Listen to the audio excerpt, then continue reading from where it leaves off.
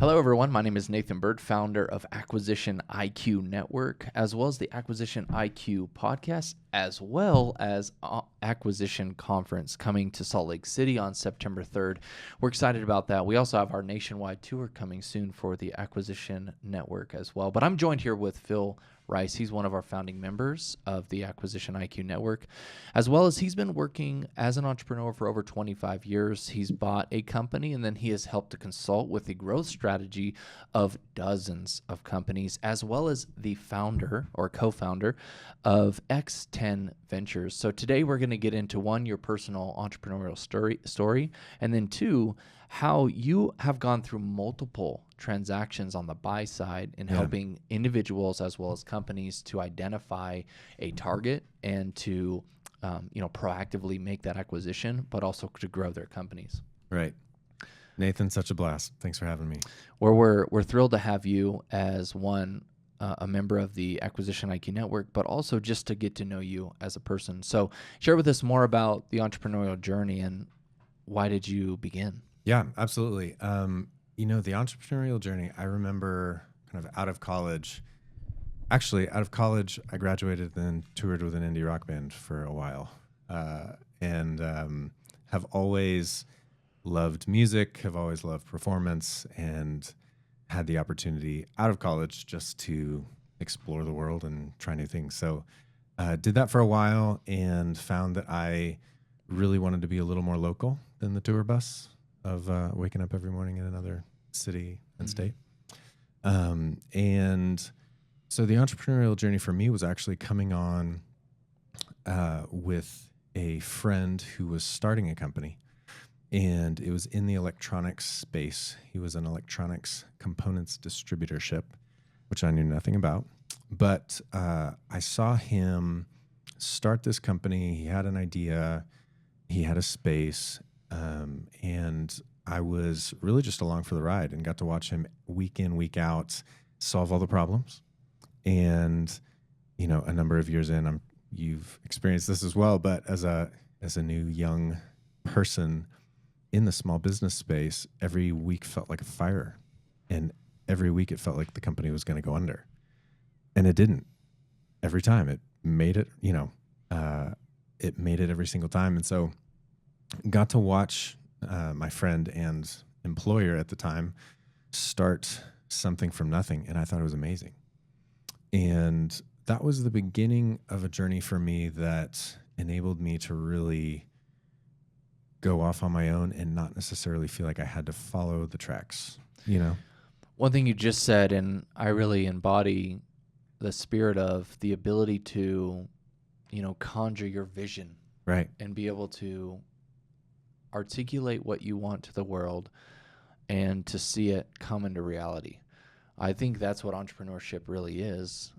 It is seeing a vision and enduring all of the problems that one has to go through in order to get to that vision that you have. And I think that, it's cool that you've been able to see that in, someone that was a good friend of yours, but also now help walk alongside many founders that have that big vision, and then providing them the tools and resources to make it happen. Critical thinking and problem solving. Mm-hmm. I've recently started off many of our sessions with our new business owners with two books. One is the Martian, which is a science fiction book, and it's all about he gets dropped in the middle of Mars, and this happens and that happens, and all of a sudden the rest of the crew leaves, and he's stranded by himself on Mars for a long time. And it's all about critical thinking and how am I going to make this work? And then also the book Endurance, the book about Shackleton, who took an excursion to Antarctica and all of that, and just the problem solving and critical thinking that all entailed. So I pulled up the two hardcover books, and I just say, hey guys, remember, we are thinking critically right now. Yeah, that's so good. I mean, just yesterday I watched about a 2-hour documentary on Dana White and the UFC and how, he purchased the company for X amount, but now it's worth over $12 billion. He's got 350 plus employees, and every day there's huge fires Right. that he's got to put out. And the problems that they're facing, for example, is a fighter who maybe gets an injury a week or two prior to a fight. Mm-hmm. And this happens more than we know. Right. Because they showed behind the scenes. And they showed all of the work that had to be put in place when somebody backs out on a fight. And immediately he was immediately rallying the team around solving that problem, as Right. opposed to looking at that problem and letting it dissipate their entire efforts to move forward. Right. And I was thinking that there's so many aspects of that within our life and also within our business that we can't sit. What they do is they just call. They call the next fighter. Right. Next up, next up, next up. They don't even look, like there's literally zero emotion that's put into it. It's like, oh, that's a bummer, So but that's we to move move forward. on, Right. you right. know. And it was interesting, the level that, I mean, we don't need to go so far into detail, but it's big when a fighter or when a contract pulls out, for example, Right. for a business owner. Right. It's like, what do I do when that contract just pulled out? Well, next up. Right. Call 5 other people that you just had conversations with. You know what I Right. mean? That's Right. why that pipeline is so important. And you know, for them, of course, they'll have a fighter back out, and then all of a sudden, they'll have to create an entirely new production around one fighter fighting a different fighter. Right. Whole And new I didn't know story, that. whole new narrative. That makes sense. That And totally I makes was like, sense. geez, the production. But you know, anyway, so there was just problem solutions, and we're getting into problem solutions all the time. And I want to walk through that with you during what you guys are helping now companies identify, which is, you know, the buy side Yeah. transaction. Right. And then obviously that's super niche, but let's get into it. Let's get into the roadmap that one would need to have to be organized in a way to make a great acquisition, and step us through that process. Yeah, absolutely. So for the company that's looking to grow through acquisition, it begins with the strategy around where we want to be. What's our goal? You know, you have owners who are looking for the 5-year exit, and then you have owners who are looking for the legacy company that they want to pass down to their family members, to their team even. And it's a really important distinction on how we want to move and how we want to grow this. The other thing that's really important when we begin is a conversation around integration. Do they have the team and the personnel? Do they have the fortitude within themselves to actually integrate this new company into their business? It's one thing when it's numbers on a spreadsheet, and it's another thing when it's the human element, people in the seat and people in the company. So the initial phase of walking a company through what that looks like is all about, what do you have, you know, what's your capital configuration? What do you have in terms of team? And what do you have in terms of integration capacity?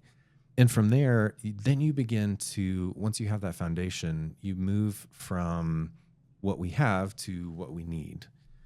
And so it becomes a conversation of, what service lines do you currently offer, and what service lines do you really want to offer that you don't currently offer? What would be a real robust complement to what you're currently doing?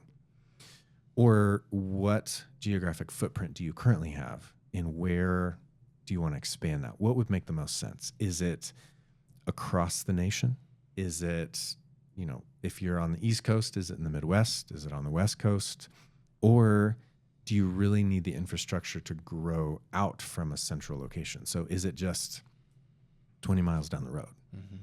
And so once we have those ideas of location, service line, and even employees, are there key employees that you've struggled to hire for that we could actually look for in an acquisition?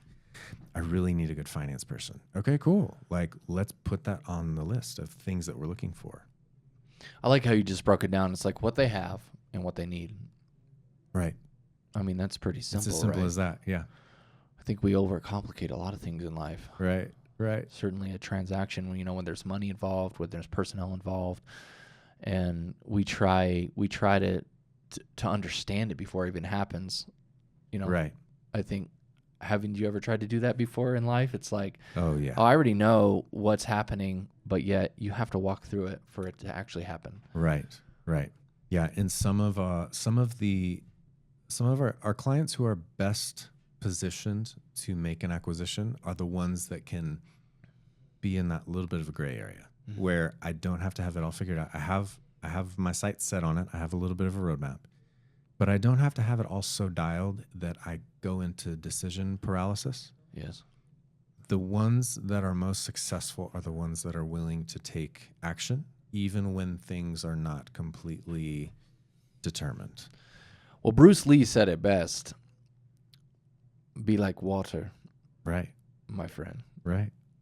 And I think it's so important because we forget we need to be malleable. And being malleable is, in essence, being humble. Because if we think we know it all, then we immediately lose. Right. And in the game of business or the art of war, it's understanding, your opponent, or understanding if you think about it, your opponent is yourself with the process, Right. that you're implementing in, even your desires to achieve what you want to achieve, you're always facing yourself. And I think that's where the understanding of self comes into play. And even with practices, like we were talking about yoga, or we're talking about breath work, we're talking about these things that people overlook, even in an M&A transaction. I know this is way left field for some, but it's really not, because the integration process and the understanding of why you do what you do and being clear on your action steps Right. is absolutely imperative. Right. And if we don't know where we're going and why we're doing what we're doing, and we do not have enough clarity in where we're going with who, we're not going to live a fulfilled life. And that's what we're here to do. Right. And it's interesting because business, it's a life business integration. It's not just so compartmentalized. Yeah, absolutely. And it's really fun because the thing that we get to do with our clients is we get to ask those questions of like, where do you want to go? What do you want to do? Who do you want to be? When you set out to start this company, what were your goals? And then how can we, through an acquisition, support that endeavor? So good. Right. Okay, let's get into tactics, learnings, and understandings. Again, you've been in so many different transactions, right? Yeah. Consulting through that process. Have you identified some inefficiencies within some of the businesses that you have worked with? Yes. Some failures. Failures. Both, I would say, on the client side and then also on the acquisition target side. It's really important to have clean books. So important. If we don't have a good understanding of what the numbers are saying, this is a real classic moment on Main Street businesses where it was a lifestyle business. I've run most of my personal things through the business. It's totally fine. I can write it off or whatever. But when they go to want to sell, it's really hard to remove those things from the books. And when you have add backs that are just on top of add backs and on top of add backs that are just kind of skewing the numbers to where you really have to justify those non-business transactions, it gets really hard. It gets really hard to justify. So I would say that's a big one. We've had a lot of people on this podcast, and guys, make sure you look at some of these other episodes on this YouTube channel. They've been really good talking about the details of the finances and what people should be doing multiple years prior to an exit. Right. And then also it's almost like you want to respect your buyers as well. Well, as someone who owns a business and you're preparing for an exit that is at maximal value, you want to make sure that that's covered. But then I'm also talking with people just like yourself and our previous guest as well about us looking at targets to acquire. Right. It's almost like we would spend more money to acquire the company knowing that everything is already taken care of to expedite the transition of, to the transition of team. Right. Or the transition of ownership within that business. And because you don't want to spend the time fixing the business once you have acquired it. Right. Or during the due diligence process, you can imagine, I'm probably sure you've experienced this, it takes more time out of your day. Right. Right. It takes more time. There's more liability and risk involved, where if you don't have really clean and clear books, you're really not, it's not as clear. So you have to de-risk the deal from a deal standpoint in a way that you wouldn't have to if it was super clean and straightforward. It's like, this is what it is. This is what the books say. And this is validated over the past 3 to 5 years. It just gets a lot more straightforward. Guys, make sure doing what this guy says. He knows what he's talking about. Multiple transactions. It's a big deal. I would say the other big thing would be that you as a business owner have worked your way out of the daily operations. You know, you have even if you are not completely removed and more of a sitting in an investor seat, even if you still are, you know, you're still driving the vision of the company, it's really important that you're out of the day-to-day. Yeah. You're not the only salesperson. You're not the only one bringing in clients. You're not the only one fixing the thing or doing the thing. You're not the only one interacting with the employees. Because when a company is so dependent on the owner, the price or the value of that company is less. Because when the new owner steps in, they're going to have to replace many of the jobs of the previous owner. And you inhibit the ability for one to learn what they need to learn through problems and solutions. And, being in the fires, like we were talking about, the solutions and problems that we have to have created. If you're the one who is having more oversight than you should, then you're going to inhibit the other CEO or someone who's in a position of leadership. And that's what we're realizing too within just the understanding of good leadership in general. It's just a matter of empowering others to do what they do best. Right. I have a good friend in the construction space. She has a construction business in the Dallas-Fort Worth area. And when she started getting into the acquisition space, the first thing that hit her was, oh my gosh, before I even think about acquiring a company, all of these things that would make my company more valuable to sell to someone else also make it way more valuable to me as a business owner. Yes. So she actually took the same philosophies and applied it to her own business, not to sell it, but just to make it better. And she's had an incredibly successful time doing that over the last 3 to 5 years. That's why I believe, that's why we're creating our network, honestly. And that's why networks exist around this space, is because, one, we want to help collapse time. And then two, we're placing the education and wisdom around people that when they can think about the end in mind, it provides them with a different perspective. Right. Perspective is absolutely everything in business. And as you know, and we've experienced, when you step out and you have that objective point of view, you're able to then look at the systems you've created or the systems the business has created for you to have to manage. Right. That's a totally different thing, right? As the business, because it's its own entity, and it has it requires much of you in the business. And all of a sudden, it dictates what you're doing as opposed to you dictating what it should be doing. Right.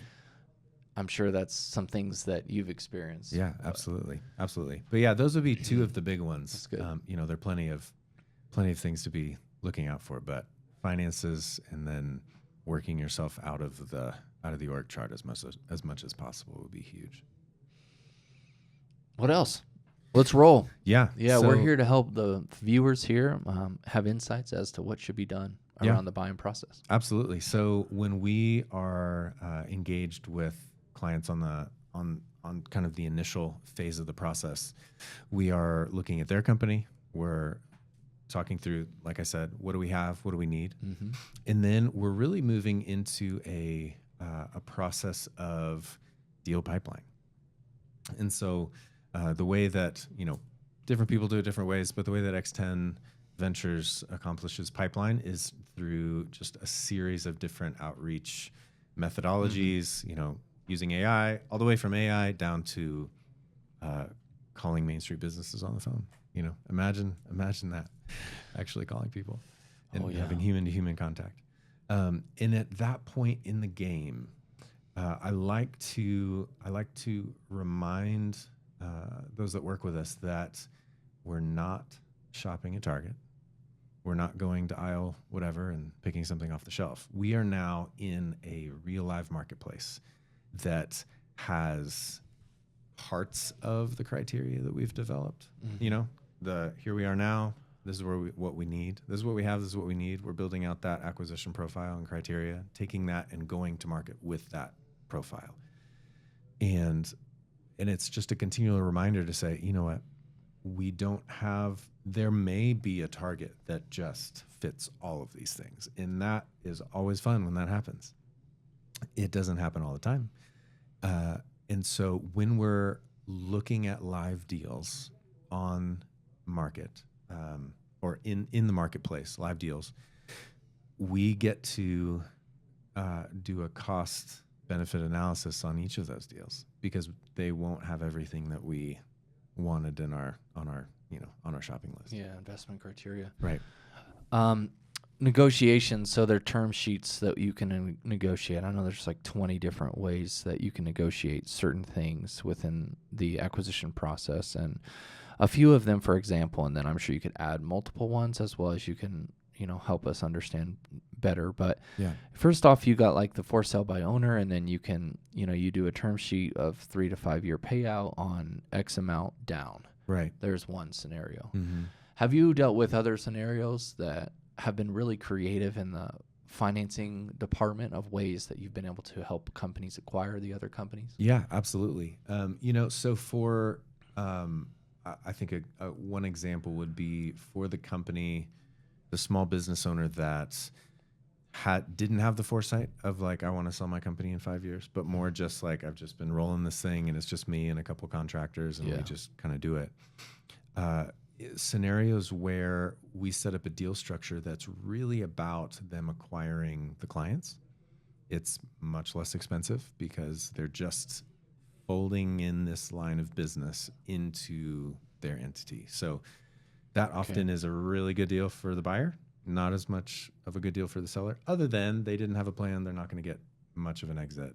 And so that's an easier win for everybody in that context. We've had deals where it was a deal structure that was seller financing heavy. The owner, talked to their tax advisor, and their tax advisor said, "You don't want all this money yet. You want to eventually get all this money, but right now you don't because of these tax liabilities." And so we were able to get a client going, through a whole closing of a deal for 80% seller finance.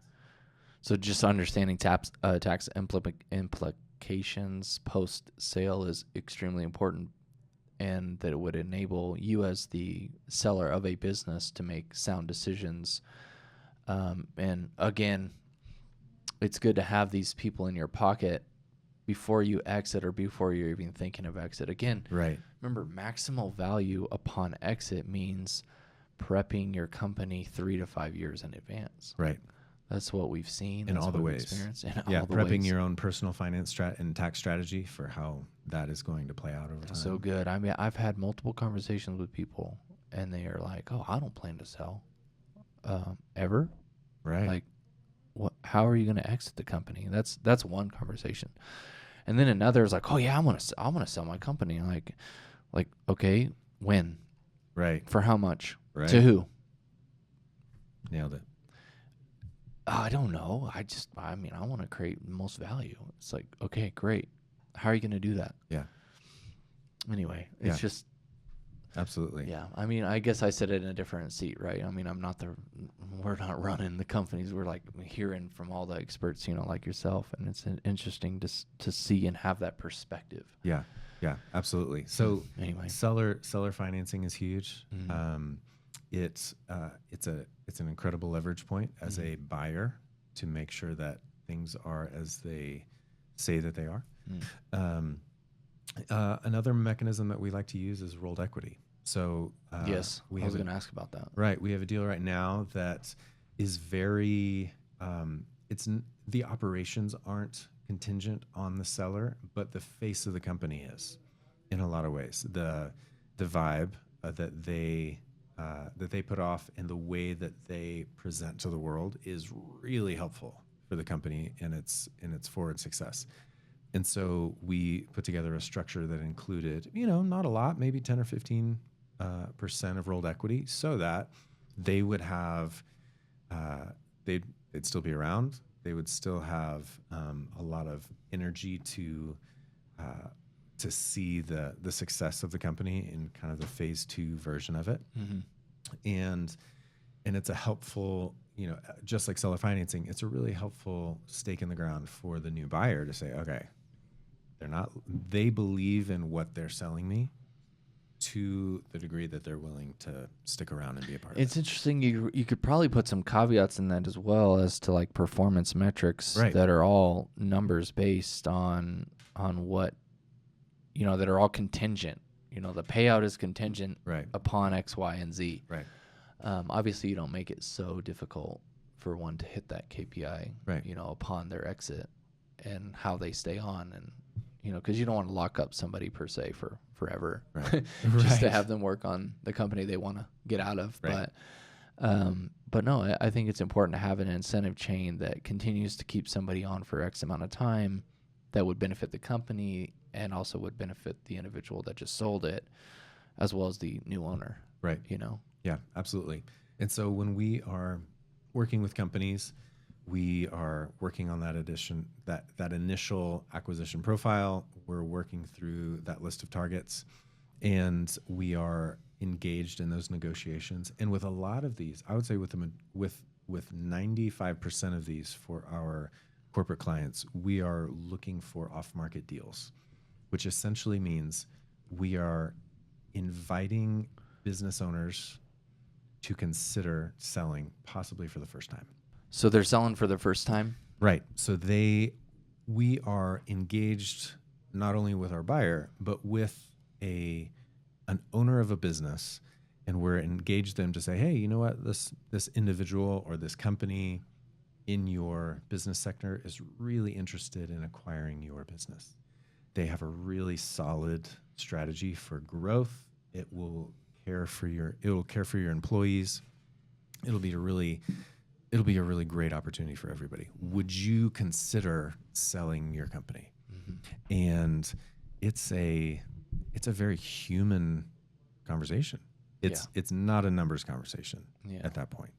And so we are engaged with them on our buyer's behalf to say, hey, this is how we could do this. This could, what are your goals? Yeah. Where do you want to be in 5 years? How can we help you? Share with us some insight as to what people say when you first initiate that conversation, because I feel there could be walls that are thrown up. For sure. No, I'll never sell. Like I just had that yesterday, and somebody that was on he's in the financial space or whatever. His company is worth probably about 30-40 million or so. But he was like, no, I'll never sell. He's like, never. I was okay. Yeah. But yeah, absolutely. how do you go about that? A lot of those are just a hard pass. Okay. And that's okay. Yeah. And we, if it feels like there could be an opportunity in the future, we stay in contact with them. Yes. We let them know kind of where we are and where we are in the process. Hey, we just acquired such and such on their behalf. It was a really great transaction. Let me, without spilling any confidentialities, let me tell you about how that went for the sellers. Mm-hmm. And because we are engaged, so X10ventures is a growth agency. We're not just a buy-side transaction company. Mm-hmm. And so our goal with our corporate clients is that we are with them through every aspect, years and years and years. So pipeline is not just to find one company. It's to generate an engine of growth for them that is with the targets that they're looking for, that will be strategic for them.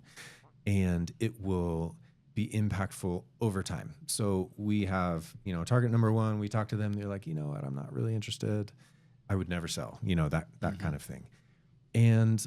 But the more they think about it and the more they hear from us about the success of how this is going, how this strategic initiative is going, it enables us to have a long view. That's even good. If it's 1 or 2 or 3 years later, because we're still engaged, because business growth takes time. Well, it's interesting, though, as a business owner, I don't think,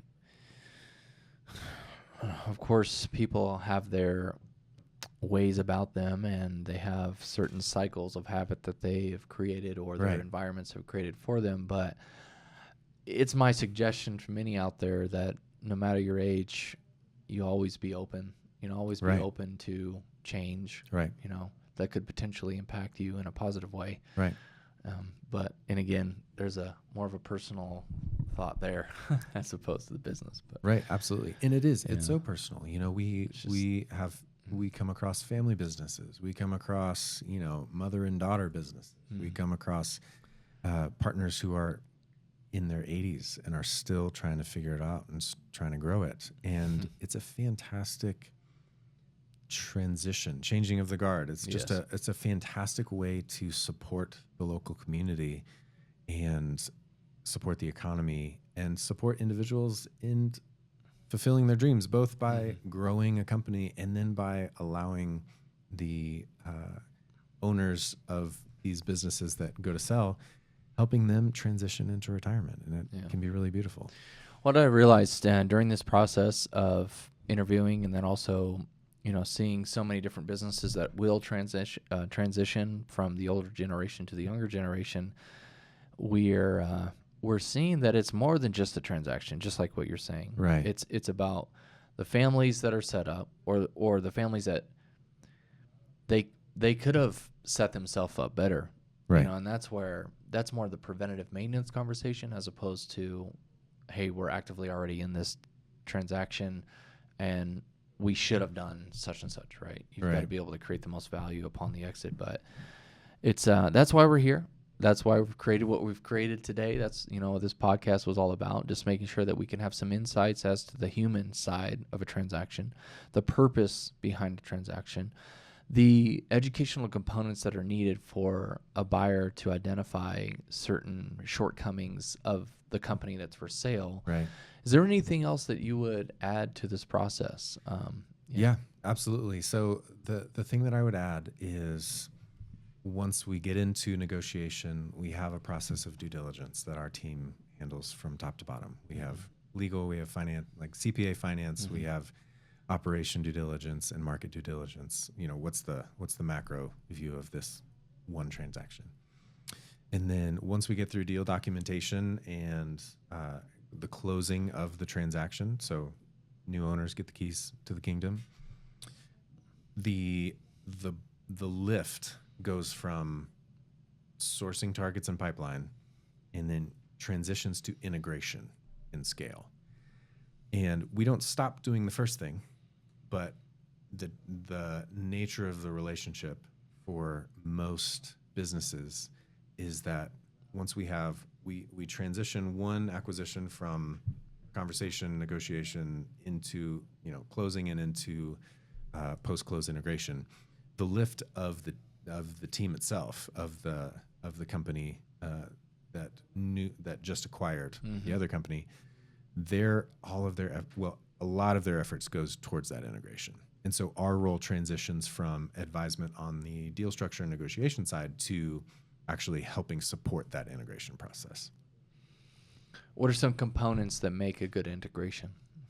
Some good components are technology, understanding in due diligence, understanding what kind of technologies are being used that can be merged with the company and folded into the company's technology, so that we're not doubling anything, and we're looking for some cost efficiencies there.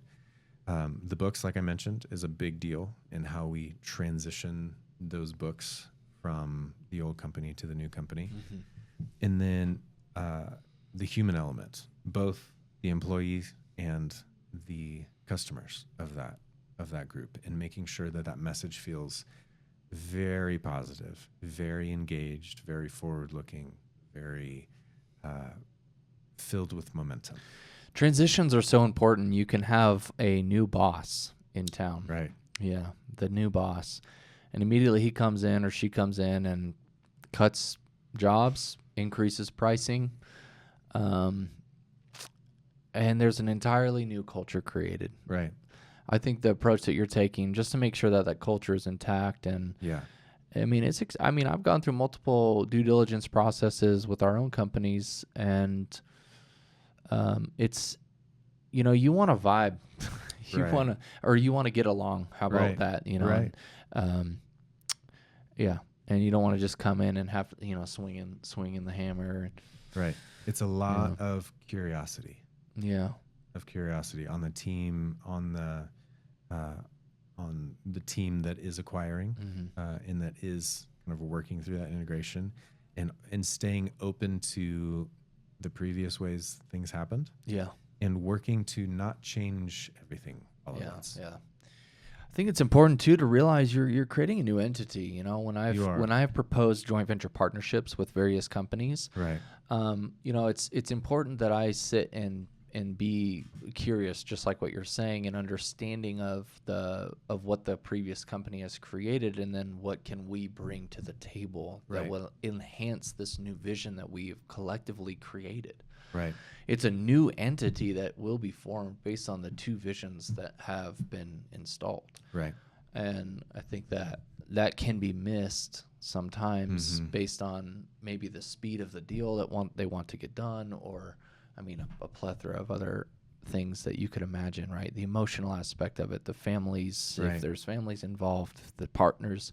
It's all relational based. It is. It absolutely is. It's just not always the numbers. Well, again, we're excited to have you on the podcast today. How can we as a collective and as a community support you in your endeavors? Yeah. No, great question. I would say for those in the community that know of companies looking to scale, that if they get those sound bites of like, man, organic growth is really hard, or Google's being crazy and I'm no longer making the returns I was on Google ads, what in the world's going on? Acquisition is a great way to grow and scale. So those are the sound bites that we love to hear. Good, and then we'll just contact you. How's a good way to contact you?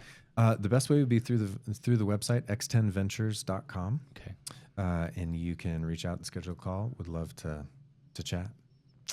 Awesome. Well, thank you guys for taking a look at this, as well as listen to the Acquisition IQ podcast. And if you're curious about the Acquisition IQ network, it's a national network with M&A professionals, investors, and seasoned entrepreneurs that are talking all around mergers and acquisitions, deal structure, negotiations, and we're building out a library of education. So we're excited about that. And again, excited to have you as one of our founding members, Founding 50. So if you guys are interested on that, just go to acquisitioniq.co, and we look forward to seeing you in the group.